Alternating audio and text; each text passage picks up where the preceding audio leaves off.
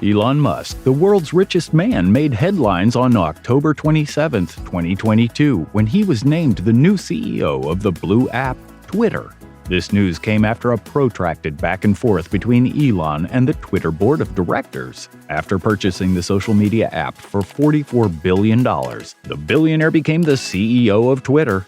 But it's worth noting that Elon wanted to back out of the deal to buy Twitter. So how did he end up buying Twitter and becoming its CEO?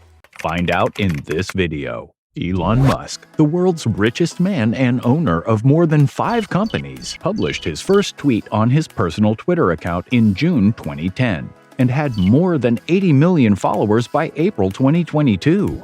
We can trace Elon's interest in buying Twitter back to a tweet in 2017 suggesting that he buy Twitter Inc., to which Musk responded, "How much is it?" On March 24, 2022, Musk began tweeting criticisms of Twitter, polling his followers on whether the company adhered to the principle that free speech is essential to a functioning democracy. Prior to this time, Elon had begun purchasing Twitter stock from January 31, 2022.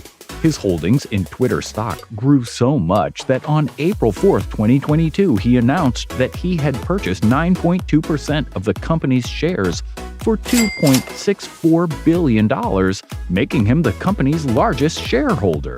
Following the announcement, Twitter's stock experienced its biggest intraday surge since the company's IPO in 2013, rising up by 27%. The next day, Musk was invited to join the board of directors by the company's new CEO, Parag Agrawal, which he initially accepted. However, this position would have barred Musk from owning more than 14.9% of the company and limited his ability to speak publicly about it. Over the next few days, Musk began discussing company changes with Agrawal and Twitter executives. Those discussions broke down over key issues, most notably the company's content moderation policies, which Musk felt were overly harsh. However, it appears that his private meetings with Twitter CEO Parag Agrawal did not go well, as he is said to have texted Mr. Taylor saying that fixing Twitter by chatting with Parag won't work and that dramatic action is required. According to Bloomberg News, the CEO of the Babylon Bee stated that Elon discussed the possibility of purchasing Twitter after the Babylon Bee's account was temporarily suspended on March 20th for a tweet misgendering Rachel Levine.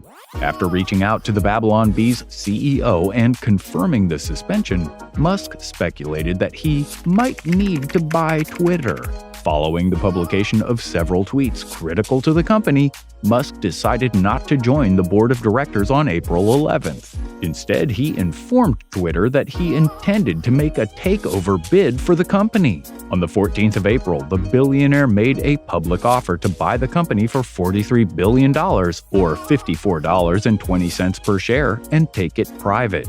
Twitter's board initially rejected the offer, calling it a hostile takeover attempt, and even enacted a poison pill provision to prevent Mr. Musk from buying the company outright. However, on April 25th, after some deliberation and reflection, Twitter's board of directors decided to accept the offer and announced that they had accepted it.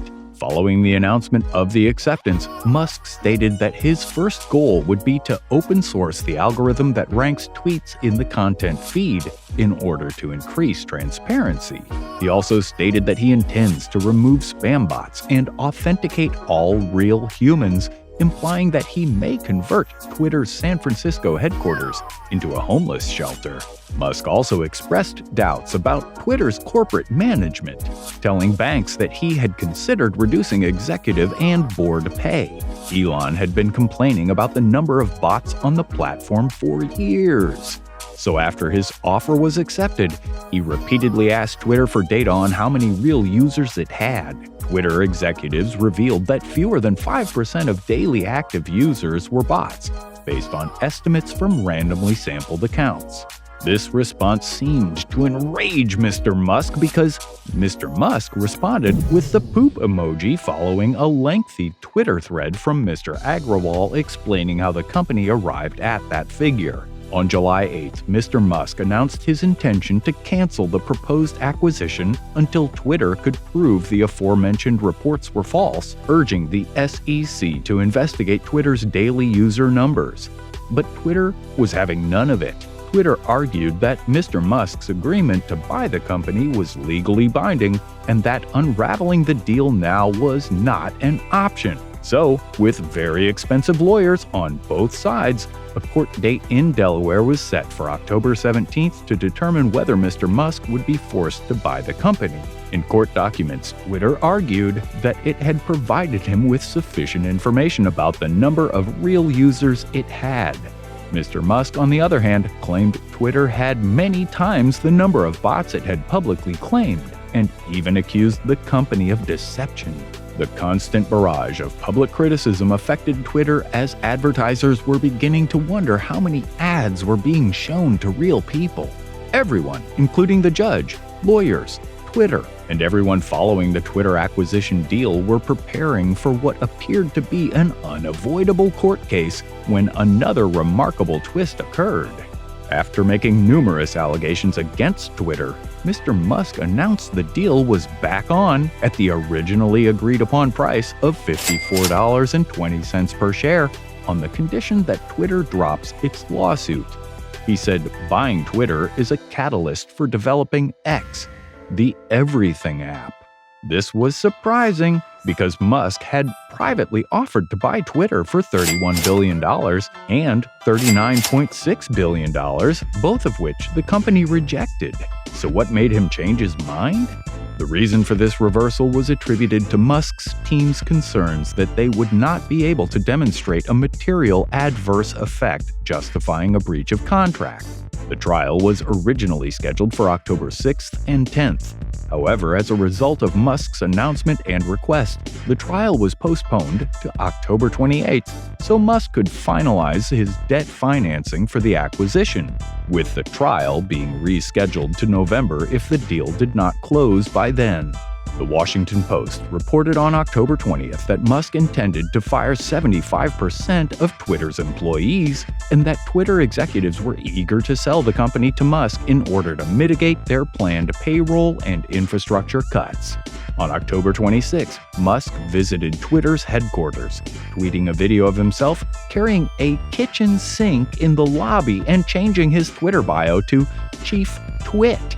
Musk also told Twitter employees that, while layoffs were still likely, they would not be on the scale previously reported by the Post. The following day, Musk wrote in an open letter to advertisers that Twitter would not become a free-for-all hellscape, emphasizing that his own motivation for the purchase was not greed, but rather a desire to create a common digital town square. He then requested that Tesla engineers meet with Twitter product managers to evaluate the platform's code base, which had been frozen until November 1st. Finally, on the afternoon of October 27th, Musk and Twitter closed the deal. Musk took over Twitter immediately, firing Agrawal, CFO Ned Segal, Gad, and General Counsel Sean Edgett, who were escorted out of the company's headquarters by security. Agrawal, Segal, and Gad were set to receive golden parachute payments of $38.7 million, $25.4 million, and $12.5 million, respectively. But Musk broke the agreement by claiming the executives were fired for cause and that the company had been mismanaged. Although Dorsey kept his $1 billion stake, but several other executives left Twitter in the days that followed. Musk then took over as CEO, merging the company with X Holdings and dissolving Twitter's board of directors. Musk refers to his role as CEO as Chief Twit. He then established a war room at Twitter, meeting with Spiro, Sachs, and others to discuss his next steps. According to the New York Times, the group's two main goals were to reduce Twitter's workforce and revamp the platform's mobile app. In just a couple of days of owning the social media company, Musk has already begun his overhaul plan. According to a report on November 4th, Musk began the layoffs of a quarter of the total workforce and temporarily closed Twitter's office. However, as of November 22, 2022, Ars Technica reported that Twitter had resumed hiring and that approximately 2,700 employees remained with the company. Thanks for watching! If you liked this video, please hit the thumbs up and subscribe. It really helps the channel to continue creating content. Let us know what you think in the comments below, and we hope to see you next time.